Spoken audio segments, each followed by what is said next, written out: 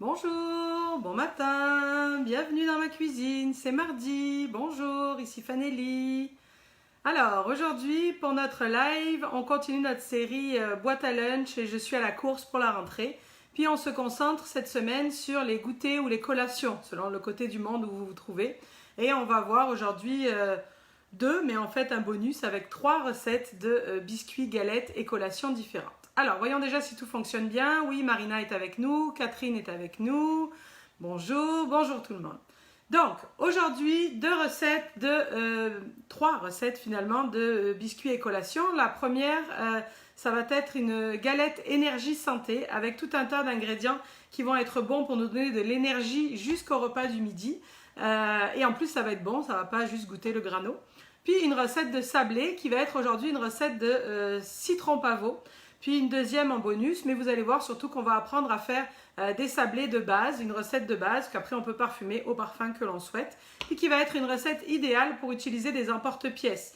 Donc pourquoi je dis ça? Parce que parfois, quand on a des emporte-pièces, notamment avec des motifs, ça ne réussit pas toujours comme on voudrait. On a la forme, mais on n'a pas les motifs à l'intérieur. Aujourd'hui, une recette de sablé où les motifs vont rester imprimés. Puis ça va me permettre de vous parler d'une nouvelle collaboration, vous verrez tout à l'heure, avec des emporte-pièces extrêmement originaux et sympathiques. Alors, on va commencer tout de suite par notre recette de galette énergie santé. D'abord, les règles du jeu, comme d'habitude, vous le savez. Cette vidéo live est disponible en rediffusion autant que vous voulez dans l'onglet vidéo de notre page Facebook Fanelli. Et les recettes seront disponibles dès la fin de ce live sur cette même page sous forme de 2 fiches différentes. La recette de sablé puis la recette de galette. Est-ce que ça va? Oui? N'hésitez pas si vous avez des questions à les poser dans les commentaires en dessous. Je suis capable d'y répondre, je vais le faire en direct. Sinon, je le ferai dans l'après-midi avec grand plaisir. Donc, pourquoi on l'appelle notre première recette la galette énergie santé? Parce qu'on va retrouver que des ingrédients qui vont nous servir de carburant pour tenir jusqu'à l'heure du midi. Et en plus, ça va être bon. On a réduit les sucres autant que possible, on a réduit les matières grasses et pourtant c'est bon pareil. Alors, qu'est-ce qu'on va retrouver comme ingrédients particuliers? Déjà, des dattes, donc des dattes sèches et des noyautées qui vont avoir un fort couvrant sucrant, c'est-à-dire que ça va sucrer notre recette, mais il n'y aura pas tant de sucre ajouté. On met un petit peu de cassonade, un 40 grammes, mais clairement, si vous voulez supprimer la cassonade, vous pouvez la supprimer au complet ou vous pouvez la remplacer par 3-4 dattes supplémentaires. Quand on a des recettes avec des dattes pour avoir un sucre naturel, on peut également utiliser d'autres types de fruits secs à la place. Si tu n'as pas de dattes, tu n'es pas obligé de courir à l'épicerie pour t'en acheter. Notamment, le premier substitut qui fonctionne très bien, ce sont les pruneaux. Au lieu de mettre des dattes, on pourrait utiliser des pruneaux. Je dis ça parce qu'en Europe, on a très souvent des pruneaux. C'est plus fréquent qu'ici. Et d'ailleurs, moins souvent des dattes. Les dattes, c'est surtout à Noël, en tout cas dans mon coin de Provence. Bon, parenthèse, donc, nos biscuits vont être sucrés avec des dattes et avec un petit peu de cassonade. Au niveau de la matière grasse, on voit dans ma recette qu'on a très peu, 40 grammes d'huile végétale neutre.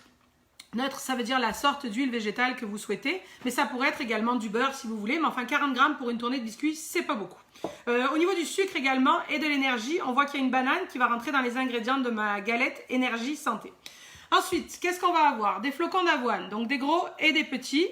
Comme je vous dis dans la fiche recette que vous pourrez récupérer dès la fin de ce live, moi j'aime bien utiliser souvent les deux dans mes recettes parce que je trouve que ça fait comme un liant, puis les gros ça va donner une texture, on va sentir un peu plus le croustillant du flocon d'avoine. Mais si vous avez juste des gros ou juste des petits, il n'y a pas de problème. Vous additionnez les deux quantités. Je pense qu'en tout, ça fait 140, je ne sais plus, 80 et 60, peu importe. Vous additionnez les deux quantités et vous utilisez une seule sorte de flocon d'avoine. Également dans cette recette, un petit peu de farine. Très peu, ça va juste pour être un peu lier l'ensemble. Ça veut dire que vous pouvez, si vous êtes sans gluten, faire la même recette mais avec de la farine de riz ou de la farine d'amande. Vu que c'est juste un liant, ça devrait fonctionner sans aucun problème. Puis au niveau des flocons, les flocons d'avoine peuvent être remplacés par des flocons de quinoa par exemple, pour ceux qui sont sans gluten extrême, j'ai envie de dire. Est-ce que ça va toujours? Oui? Ici, qu'est-ce qu'on a d'autre dans notre recette? Des graines de chia puis des graines de lin. Donc ça, on en a déjà parlé quelques fois, notamment les graines de chia. Pour la plupart d'entre vous, c'était nouveau il y a quelques semaines, mais je pense que maintenant, vous connaissez ça. La graine de chia, c'est très intéressant parce que ça va être extrêmement rassasiant. Riche en plein d'autres affaires super bonnes pour la santé, mais surtout, il y a un côté rassasiant. Ça veut dire que dans n'importe quelle recette, si tu vas rajouter une cuillère ou deux à soupe de graines de chia, eh bien, la recette va te tenir au corps beaucoup plus longtemps, va éviter d'avoir des grignotis en cours d'après-midi. Les graines de lin, ça a un peu le même effet. En fait, les deux vont être surtout, c'est un peu moins que la graine de chia, mais quand même, les deux vont avoir un effet qui va en fait gélifier. Donc, soit à l'intérieur de ton estomac, c'est ça qui fait que ça t'empêche d'avoir faim, soit dans une recette. Le point suivant qui fait que j'utilise aujourd'hui des graines de chia et des graines de lin, vous constatez sur ma table qu'il n'y a pas d'œuf. Notre recette va être végétalienne. Pas d'œuf ni de laitage, puisqu'on a utilisé de l'huile ici. Souvent, alors dans une recette, si c'est 6 œufs et que tu n'as pas d'œuf, ne te lance pas avec mon équivalent de graines de chia. Oublie ça, ça n'ira pas. Hein? Mais si comme ici, tu fais une recette de biscuits, puis il y a 1 ou 2 œufs à l'intérieur, ben, tu peux remplacer par des graines de chia et ou des graines de lin cumulées, parce que le côté gélifiant va substituer et va faire que ta recette va pouvoir se tenir. Je récapitule pour cette histoire d'œuf. Dans une recette de biscuits comme ici, avec juste un œuf, tu peux remplacer par graines de chia, graines de lin. Je vais vous expliquer de quelle façon. Si tu fais, mettons, une recette de gâteau au yaourt et que ça prend 4 œufs, mais que tu n'en as que 3, ben le 4e, ça peut être cet équivalent, graines de chia, graines de lin. Ce qu'on peut faire, c'est soit mettre 2 cuillères à table de graines de chia et ou de graines de lin à l'intérieur de son gobelet avec un peu d'eau, puis le laisser gonfler une trentaine de minutes avant de commencer la recette. Ou on peut également les mettre dans le bol directement avant de commencer la recette, les pulvériser 1 minute vitesse 10 pour avoir de la poudre et s'en servir directement. Ça va? Oui? Oui, je vois passer dans une farce de viande. En fait, à n'importe quel endroit où vous avez besoin d'utiliser un œuf, vous pouvez substituer par graines de chia, graines de lin pour le côté gélifiant et le côté rassembleur, j'allais dire, là, qui va faire tenir. Par contre, attention, je vous le dis, restez raisonnable. Si c'est une recette avec 6 œufs, ne me mets pas 6 fois 2 cuillères à table de graines de lin, c'est un peu extrême. Ok? Allez, on commence notre recette maintenant qu'on a vu nos différents ingrédients. D'abord, nos dattes à l'intérieur du bol, notre cassonade, notre matière grasse, ici même, comme ceci, notre banane, donc une banane mûre. Elle manque un peu celle-là, mais c'est correct pareil. Ça, la matière va convenir, c'est juste au niveau du goût, quand elle est plus mûre, c'est quand même un peu plus agréable. Ici, on referme, on va pulvériser tout ça ensemble en vitesse 5. Puis on va rajouter le restant de nos ingrédients.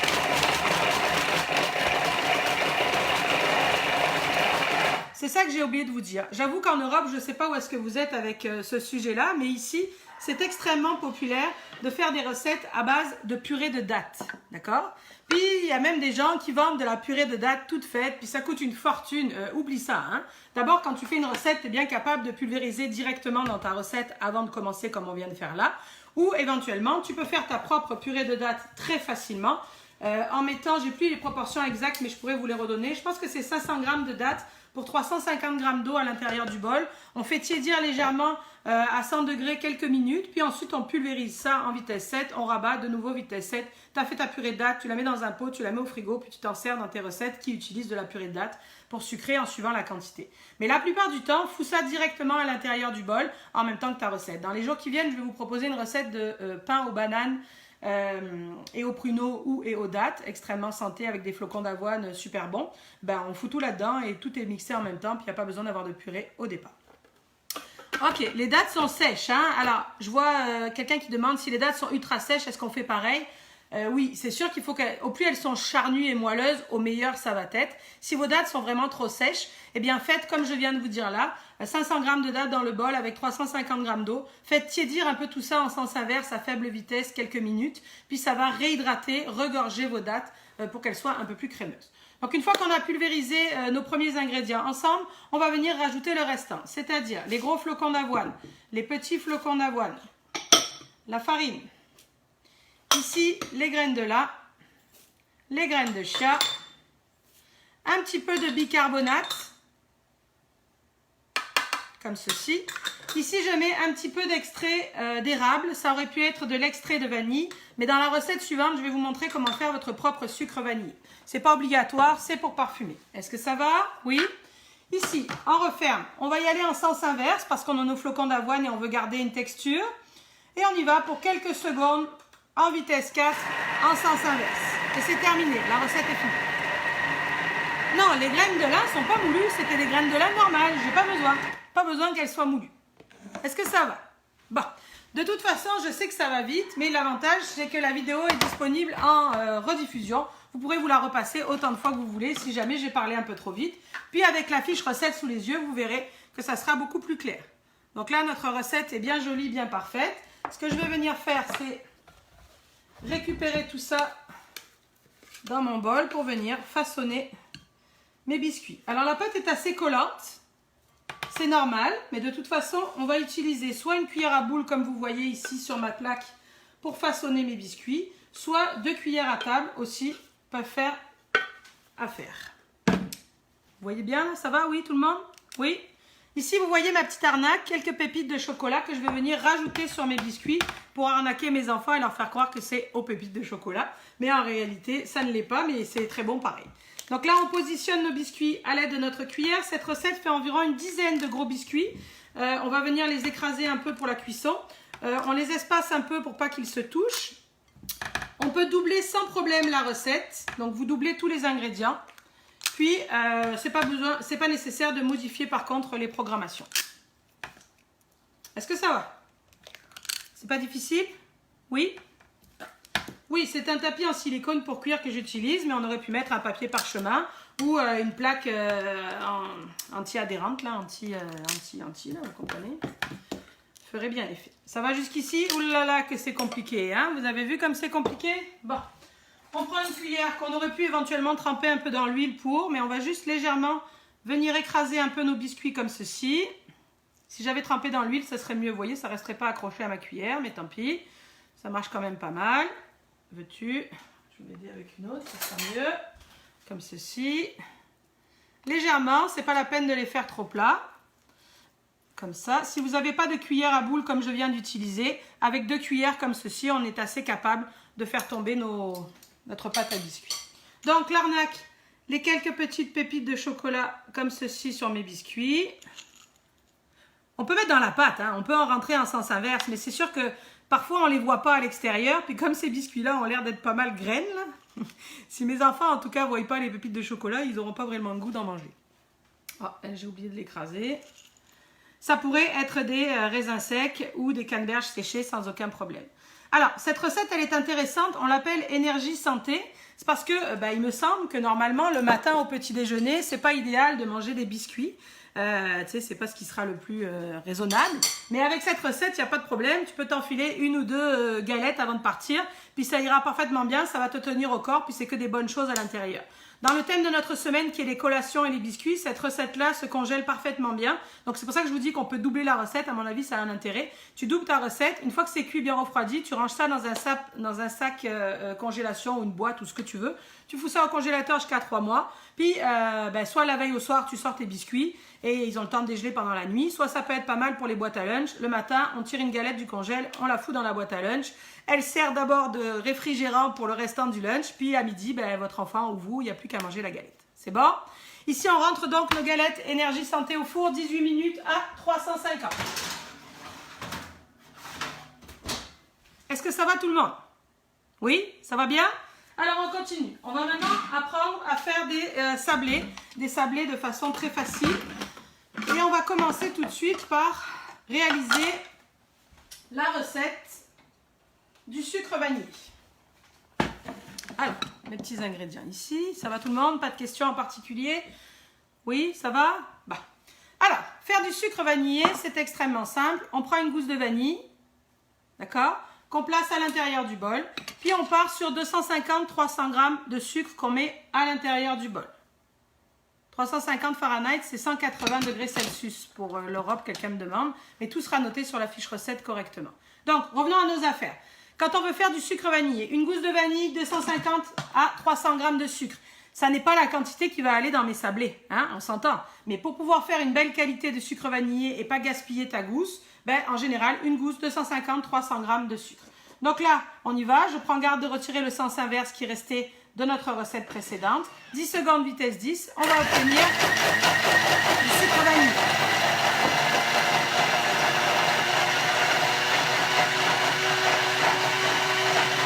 Alors ça fume, mais c'est pas grave, c'est normal, c'est pas de la fumée, c'est que le sucre est tellement affiné qu'il part en poussière. Ça sent super bon. Ok, comme ceci. Comme ceci, regardez ce que l'on a obtenu. Tout est pulvérisé, ça veut dire qu'on n'a rien perdu de la gousse. D'habitude, on gratte, puis souvent on met à tremper le restant de la tige, mais on a perdu la moitié de notre gousse de vanille. Là, pas du tout, on récupère la totalité. Donc là, quand on fait une recette, on commence par faire ça, mais vous voyez que j'aurai du stock pour la prochaine fois. Ok, il en reste un peu dans le bol, mais c'est pas grave parce qu'on va peser la quantité nécessaire à la recette d'aujourd'hui. Ça va? Oui? Non, je la mets directement dans le bol sans l'ouvrir. Oui, quelqu'un demande. C'est ça l'idée, ça sert à rien de l'ouvrir. Hein. Donc là, j'appuie sur ma balance, je prends mon sucre vanillé tout frais, tout sec, et je viens mettre 125 grammes de sucre vanillé. Ok, ça va jusqu'ici? Oui? Qu'est-ce que je voulais vous dire? Cette recette-là va faire quand même une quarantaine de sablés. C'est une grosse recette, mais à mon sens, ça ne vaut pas la peine de la diviser. Parce qu'au pire, tu vas les congeler, tu vas les ranger dans une boîte en fer, ça va se garder super longtemps. Donc, lance-toi là-dedans, puis fais une recette au complet. Ok, là, attention, à vouloir trop vous en donner, j'ai peur de vous mélanger. Soyez focus et concentrés, c'est bon? Aujourd'hui, la recette annoncée, c'était des sablés citron pavot. D'accord? Oui? Comme je vous dis, ça fait une grosse recette qui fait 40 biscuits. Donc moi, aujourd'hui, la recette, au lieu d'être seulement citron pavot, je vais couper la recette en deux et faire une partie citron pavot, puis une partie gâteau de fête. Deux recettes différentes. Ça vous la peine? Oui? Gâteau de fête, en Europe, ça ne va pas vous parler du tout. Mais ici, quand je dis sablé gâteau de fête, tout le monde comprend tout de suite de quoi je parle. En fait, d'abord, on va commencer la petite histoire France-Québec. Ici, en général, on ne souhaite pas bon anniversaire, on souhaite bonne fête. D'accord? C'est pas anniversaire qu'on dit, c'est fête. Donc, gâteau de fête, vous comprenez que ça veut dire gâteau d'anniversaire. Et en général, tu sais, sûrement que ça vient de la culture américaine. Gâteau de fête, gâteau d'anniversaire, ça représente une grosse génoise 3 niveaux avec de la vanille, puis plein de petites perles comme ceci colorées sur le dessus. Donc, quand on parle de quelque chose gâteau de fête, on pense perles colorées, puis on pense goût de vanillé intense. Suivez-vous? C'est bon? Imaginez par exemple, peut-être qu'en Europe vous avez ça, je ne sais pas trop, mais chez Starbucks, un latte gâteau de fête, tout le monde comprend tout de suite qu'il va être vanillé, qu'il y aura sûrement de la chantilly sur le dessus, puis des petites perles comme ça. Ça va? Bon. Donc, évidemment que pour la partie gâteau de fête, ça nous prenait une base vanille, d'accord? Plus nos petites perles qu'on incorporera à la fin. Ça va? Si j'avais voulu faire des citrons pavots, alors j'aurais pris, comme je vous ai déjà montré, mon citron, je l'aurais épluché à vif à l'aide d'un économe, donc vous voyez comme ceci, ce qui fait que je récupère que la belle partie du zeste, pas la partie blanche qui est amère. Puis au lieu de mettre la gousse de vanille et le sucre pour faire un sucre vanillé, j'aurais mis les zestes et le sucre pour faire un sucre au citron. Est-ce que ça va? Par contre, j'aurais mis 125 g de sucre puis mes zestes et pulvérisé. Sous-entendu, tu ne peux pas te faire du sucre au citron d'avance si tu as utilisé tes zestes frais, mouillés. Tu comprends? Là, ils sont frais, donc ils sont mouillés. Ça va faire un sucre qui va coller. Ça va? Par contre, si tu veux faire ton sucre au citron d'avance, il n'y a pas de problème. Mais il va falloir faire dessécher tes zestes au four ou les mettre bien à plat sur un linge à sécher quelque temps chez toi ou sur une grille. À ce moment-là, si c'est sec, tu seras capable d'avoir un sucre au citron. Est-ce que ça va? Oui, je vous ai embrouillé un peu ou c'est correct? Sucre au citron, sucre vanille, aucun problème. Alors, maintenant, reprenons notre recette de sablé de base. On a notre sucre à l'intérieur, d'accord?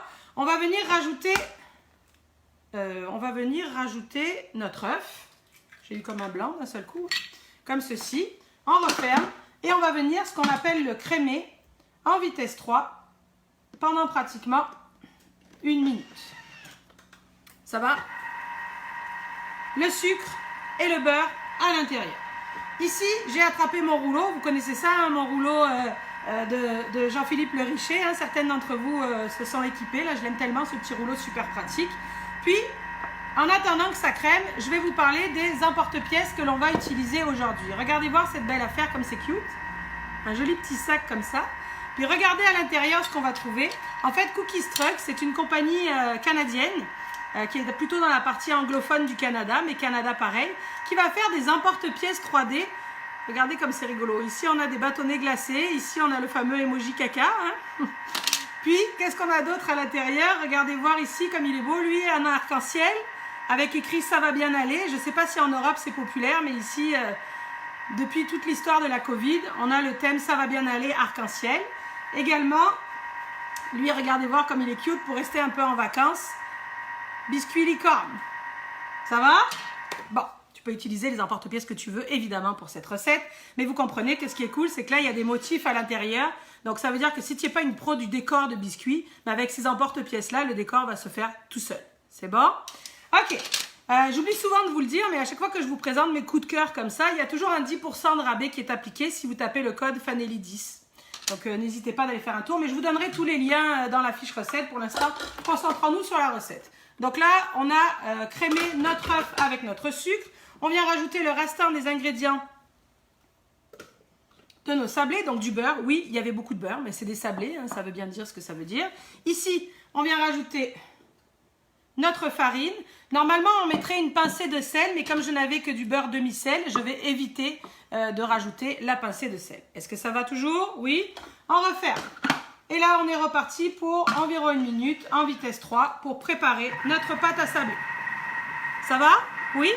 Alors, quand ça va sonner, ce que je vais faire, c'est que je vais sortir ma pâte, puis je vais la séparer en 2 parties. Une partie qu'on va faire citron pavot et une partie qu'on va faire gâteau de fête. D'accord? Ce qui est important en tout cas de se rappeler, c'est que les ingrédients que j'ajoute à l'intérieur, ici les graines de pavot pour le citron, ici les petites perles de couleur pour gâteau de fête, il n'est pas question de les mettre dès le début de la recette, parce que là, en vitesse 3, ça serait tout scrapoutillé. Hein?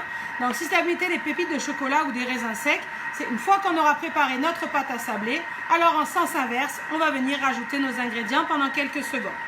Ça va? Oui? Ah, vous entendez? La pâte est en train de se faire. Ça a l'air pas mal.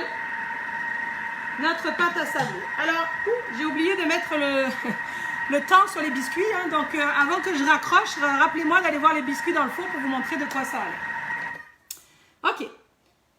Alors, voyons de quoi ça a l'air tout de suite à l'intérieur de notre bol. On va venir partager notre recette en 2. Regardez voir ça. Une belle pâte à sabler. Donc là, on retourne notre affaire pour venir portionner ça. Donc on voit que ça se défait très bien. Vous voyez, il n'y a rien qui reste à l'intérieur. Comme ceci, à peu près. Je vais enlever le bol après, hein, vous allez mieux voir. À peu près, on va venir séparer notre pâte en 2 portions. Une que je remets dedans, une que je garde pour faire un autre goût. Vous me suivez? Oui? Ok.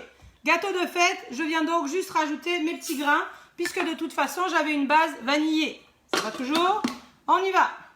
Là, on se rappelle, sens inverse, quelques secondes. En vitesse 3. On va se faire un peu de place. Parfait. Parfait. Et là, on va enlever nos jolis petits sacs qui contiennent les... Hein? Alors, regardez ça comme c'est beau. Notre pâte, gâteau de fête, que l'on débarrasse par ici. Ici, à l'aide de ma spatule que je tiens correctement, je viens récupérer un maximum pour pas qu'il y ait des petites perles de couleur dans ma recette suivante. Comme ceci. Est-ce que ça va? Donc là, on rassemble grossièrement notre pâte gâteau de fête. On la réserve. Maintenant, pour la partie citron. Évidemment, elle a une base vanillée qui n'aurait pas été nécessaire, vous avez compris. J'aurais pu, si j'avais fait que citron, au début, mettre mes zestes avec mon citron, pulvériser 1 minute vitesse 10. Vous me suivez? Oui. Ce que je peux faire là pour faire une arnaque, c'est que je peux utiliser de l'huile essentielle de citron. Moi, j'aime beaucoup ça, les huiles essentielles alimentaires. Je trouve que c'est intéressant, ça dépanne très bien. Donc là, je vais venir mettre 4 à 5 gouttes d'huile essentielle de citron dans ma recette. Puis, mes graines de pavot.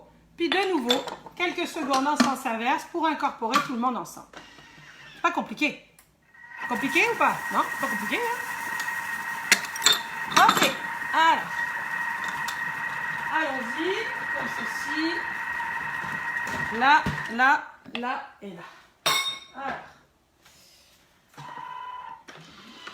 Vous voyez notre belle pâte à sabler citron pavot. Allez, on défait ça. Ça défait très facilement. On récupère éventuels petits morceaux qui traînent. On remet ça. On remet ça. Et on est parti pour façonner nos biscuits. Ça va jusqu'ici? Alors, idéalement, il y en a parmi vous qui commencent à me connaître. Il y en a un peu moins. Mais idéalement, il faudrait mettre cette pâte au réfrigérateur 1 demi-heure avant de venir la travailler. Mais moi, on le sait, j'ai zéro patience. J'aime pas ça. Donc moi, j'enchaîne toujours les étapes les unes derrière les autres. C'est sûr que ma pâte va être un peu plus souple, vous voyez, elle est souple, mais elle n'est pas tant collante. Donc éventuellement, ce que je vais pouvoir faire, c'est que je vais juste légèrement venir fariner mon comptoir, pour que tout va bien se passer, même si je la fais en direct. Mais normalement, une petite demi-heure au réfrigérateur, ça serait quand même plus facile, surtout si vous n'avez jamais eu trop l'habitude. Est-ce que vous voyez bien là? Oui, hein, ça va? On y va. Donc là, c'est pas compliqué. On peut éventuellement le faire en 2 fois. Moi, je trouve que c'est quand même mieux, comme ceci. Et on y va. On va venir étaler notre pâte. Alors, Dans l'idée de nos emporte-pièces d'aujourd'hui, qui sont des emporte-pièces qui vont avoir un motif, vous avez compris, hein, qui vont écrire à l'intérieur, eh bien évidemment, il va falloir prendre garde de laisser quand même une certaine épaisseur, parce que si tu les fais trop fins, c'est certain que le motif n'apparaîtra pas dans la recette. Ça va? Allez, on y va. On va faire notre bâtonnet glacé, comme ceci.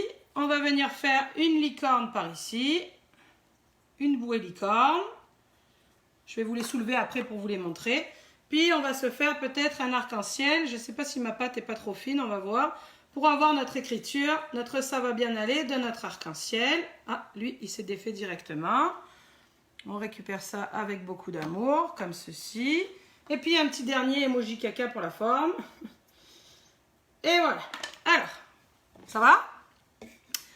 Ah, où est-ce qu'on trouve ce rouleau, Josiane? Il suffit d'aller sur le Richer Atelier, mais je vais vous donner toutes les coordonnées dans la fiche recette, vous verrez ça, c'est du bois d'érable, c'est super beau comme bois. Puis c'est Jean-Philippe qui fait ça chez lui, qui se lance en affaires. C'est du bois d'ici, avec des gens d'ici, c'est de la belle qualité. Alors vous avez vu mes biscuits avec le motif dont je vous parlais. Voyez-vous mon emoji caca là, comme il est bien écrit à l'intérieur? C'est cute, hein? Vous avez vu que la pâte se travaille très bien. J'ai fariné, mais c'est pas non plus tant que ça. Puis ce qui est vraiment intéressant, regardez voir. Ben là, j'ai fait ça vite. Mais c'est que tu récupères tes chutes. Tu sais, j'aurais pu en faire encore un, mais je vais vous montrer. Tu récupères tes chutes et tu peux très facilement relancer une deuxième fois. Ça se reprend très bien. Ça se réétale très facilement. Ça va? Ouh, j'ai coupé le bout de mon bâtonnet glacé parce que je voulais vous montrer. Ah, c'est ça que j'ai perdu. En général, j'ai toujours une baguette chinoise à portée de main. Là, j'ai comme pensé à autre chose et fait trop rapidement. Quand ton biscuit peine un peu à sortir, à l'aide de la baguette chinoise, tu vas pouvoir pousser délicatement. Parce que si tu pousses avec un couteau ou avec autre chose, ça va laisser des marques. Alors qu'avec ça, tranquillement, tu es capable de pousser pour faire sortir ton biscuit. Je vais vous le refaire vers ici. Tu vois, tu pousses doucement, doucement, doucement pour ne pas laisser trop de marques et l'aider à sortir. Est-ce que ça va? Oui? Facile, non? Donc là, on va rassembler celle-là. Je ne vais pas vous faire la totale des citrons. Je vais vous montrer quelques gâteaux de fête. Comme ceci, la même recette. Donc notre pâte ici, gâteau de fête, légèrement roulé dans un peu de farine. Oh, j'ai oublié de la couper en deux. On coupe en deux. Pourquoi on coupe en deux? Parce que c'est toujours plus facile d'avoir une petite partie que tu travailles tranquillement. Ah, le four, les gâteaux vont brûler. Non, tout va bien. On va les laisser jusqu'à la fin de notre affaire. Là, ça devrait aller sans problème. Donc là, on étale nos biscuits gâteaux de fête. Ça sent super bon. Ça sent la vanille avec notre petite perle de sucre à l'intérieur. On va se faire un petit arc-en-ciel. Ça va bien aller. Puis, par ici... Viens-t'en mon arc-en-ciel, tranquillement. Alors, quand on fait ce genre de biscuit, le secret, quand je dis ce genre de biscuit, c'est quand tu veux avoir un motif, c'est que souvent, les gens vont venir mettre... attends, je vais finir mon emoji caca, puis après je vais vous parler tranquillement, sinon je ne suis pas concentrée sur ce que je suis en train de faire. Ici, pour vous donner les derniers trucs et astuces. Bon, vous avez compris l'affaire, je n'ai pas besoin d'en faire 50. On va laisser ça vers là. Vous avez vu ici, vous les voyez ? Oui, notre emoji gâteau de fête, notre arc-en-ciel, ça va bien aller. Cool, non? Ça marque bien, vous les voyez les dessins? Bon. Alors, plusieurs choses à vous dire. La première chose, c'est que quand on veut avoir des motifs dans une recette de biscuits, en fait, l'astuce, c'est tout simplement qu'il ne faut pas mettre de poudre à pâte ou de levure chimique. Parce que si tu mets de la poudre à pâte ou de la levure chimique, le travail, ça va être de faire gonfler tes biscuits et donc de faire disparaître les marques dans les biscuits. Ça va? L'autre point, c'est que très souvent, on a l'habitude de dorer. Dorer, c'est un mélange avec soit du lait, soit juste de l'œuf battu, soit juste le jaune, soit du jaune plus du lait, battu ensemble, doré pour que ce soit doré sur le dessus de tes biscuits. Quand tu fais des sablés, comme ceci, d'abord un sablé, on n'est pas censé vraiment le dorer, mais surtout, si tu veux que les motifs restent apparents, alors il ne faudra pas les dorer par-dessus parce que sinon, ça va effacer complètement le motif. Ça va ? Ensuite, vous avez vu aujourd'hui la recette de base. Hein, vous avez vu, on a fait citron, on a fait vanille. Amuse-toi, c'est infini. On a fait avec des emporte-pièces, mais ça aurait pu être aussi tout simplement rassembler la pâte, faire un rouleau, emballer ça dans un papier film étirable, mettre ça au réfrigérateur et trancher. Dominique, poudre à pâte, j'ai donné l'équivalence à côté. Poudre à pâte égale levure chimique. On a aussi pas mal de fiches lexiques sur la page Facebook qui vous donnent ce genre de traduction France-Québec. Donc un petit rouleau et tu peux couper, puis tu vas avoir des petits sablés ronds. Dans le courant de la semaine, on va vous mettre d'autres recettes. Je vais vous mettre une belle recette de bouillie licorne amande. Donc là, on utilisera de la farine d'amande pour faire cette recette-là. Et également, on va se faire des emojis caca au chocolat. Vous aurez la recette dans quelques temps. Est-ce que ça va pour l'histoire des biscuits? Oui? Donc, on voit finalement que c'est très facile de se faire des collations ou des goûters, que ce soit des plus santé comme ceux que je vais sortir du four ou ceux ici un peu plus cochons parce qu'il y a quand même pas mal de beurre. La conservation de ces sablés, c'est ça que j'ai oublié de vous dire. Ils se congèlent très bien, mais de toute façon, c'est des sablés. Donc, ça veut dire que dans une boîte en fer hermétique, tu peux garder ça facilement 1 mois sur le comptoir. C'est sûr qu'au fur et à mesure, ils vont un peu plus sécher, mais le goût sera parfaitement bon. Mais sinon, tu peux les congeler. Je sais que ce n'est pas la saison. Aujourd'hui, on est vraiment en mode collation goûter, mais gardez ça dans un coin de votre tête. Pendant le temps des fêtes, à Noël, les cadeaux gourmands, faire des sablés comme ça, avec des jolis motifs en plus, emballés dans les petits sachets, ben, il me semble que c'est rapide et c'est facile. Ça va? Avant de sortir mes biscuits, qu'est-ce que j'ai à vous dire? J'ai à vous dire que jeudi, donc vous savez que jeudi, il y a un live exclusif aux abonnés. Donc si tu veux rejoindre le club VIP qui en donne encore plus de vidéos, plus de recettes, il suffit d'aller sur fanelli.com, rubrique abonnement. Tu cliques, tu auras les détails de ce que ça t'offre. Et puis après, tu décides de t'abonner ou pas. En tout cas, jeudi, pour ceux qui sont déjà abonnés, nous restons dans la catégorie biscuits et collations. Cette fois-ci, on va se faire que des biscuits extrêmement santé, mais délicieux. Mes enfants sont passés au travers direct. Évidemment, on ne dit pas ce qu'il y a dedans, parce que sinon, ils n'en voudront pas. Notamment, on a des galettes double chocolat courgette. Ça fait des gros biscuits bien chocolatés avec des belles pépites, mais c'est à base de courgettes. Puis en plus, on écoule notre stock de courgettes qu'on ne sait plus quoi faire du jardin. Et l'autre recette de jeudi, ce sont des muffins canneberge chocolat. Mais en fait, ça va être sans sucre ajouté, puis sans matière grasse. Et pourtant, ça va être des muffins extrêmement moelleux et extrêmement tendres. Allons voir nos biscuits à l'intérieur du four. Tout de suite. Regardez voir ça, ils sont parfaits. Alors, je ne peux pas les manipuler. Ils sont encore un peu, ça va. Là, j'allais dire, il peut être souple, regarde. Au milieu du four. Et ça sent super bon. Et pourtant, que des choses santé pour carburer dans ta journée.